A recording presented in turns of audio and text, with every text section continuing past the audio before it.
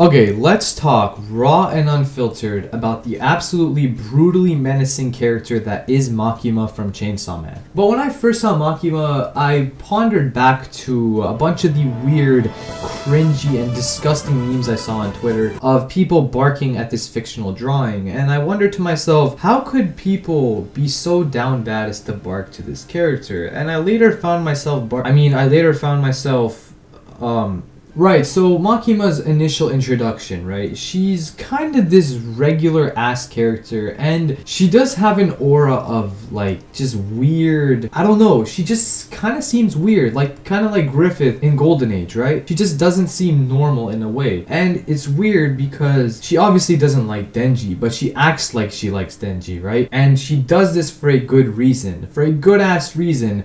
And that's to get Denji on her side, because she knows deep down that Denji has something crazy going on with him. I mean, yeah, bro, Denji's got a lot going on with him. Like, this man's so down bad. But Makima begins to make me question what her character is really for, because I don't feel like she's really in this story to be a side character. I don't think she's going to be someone like Power or Aki or just your typical leader of the organization in a shonen. Like, she isn't going to be that Levi type character, or she isn't going to be that Kakashi type character, because Makima not only absolutely gets Denji's attention completely, but she gets everyone else's attention in the story. She literally has the entire army of devil hunters on her side. And at the beginning of the story, we don't know anything about Makima. We literally don't know what her intentions are, we don't know why she's doing everything, and we don't know what her true powers are. And that's something that really intrigued me at the beginning of Chainsaw Man, because Makima gets shot to death in something like the first 20 chapters of this story, and then a few chapters later she just shows up like nothing happens, and I'm just there like, hold up. But she does end up coming back to life a number of times throughout the story, and towards the later half of the story, obviously that happens even more. If you know, you know, but we'll get into that later in the video. What I'm trying to say is that Makima builds a lot of mystery around her character before she's actually revealed to be this incredible antagonist. And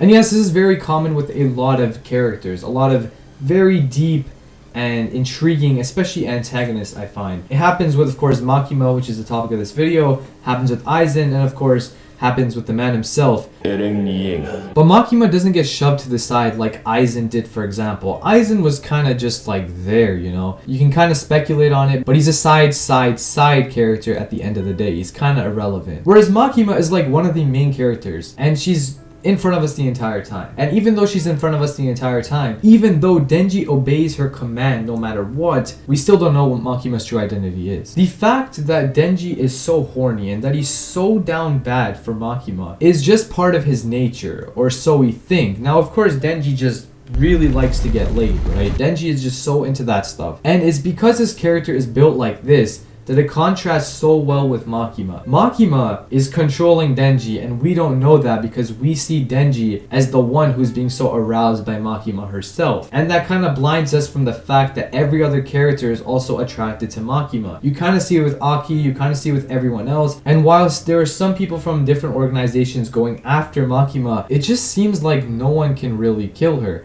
It seems like she's immortal, right? Well, she technically is immortal. Makima brings every character into her command in order to lead her to her goal. And obviously her goal is made somewhat clear to us at the end of the story, but she uses basically everyone in this story to gain this goal of hers. Now, this is an incredible way to cement yourself as someone powerful. It's to, instead of doing the work yourself, it's to get other people to do the work for you. And this is one of the important laws of power. And Makima implements this better than probably any character I have seen. She literally has the power to control any devil she wants. She can control people into doing things that she wants. And pretty much the only reason she became the leader of the Devil Hunter organization is to, again, get people onto her side, for them to work for her to achieve her goal. The only thing Makima does in this story is obliterate the Gun Devil. And that's virtually nothing to her.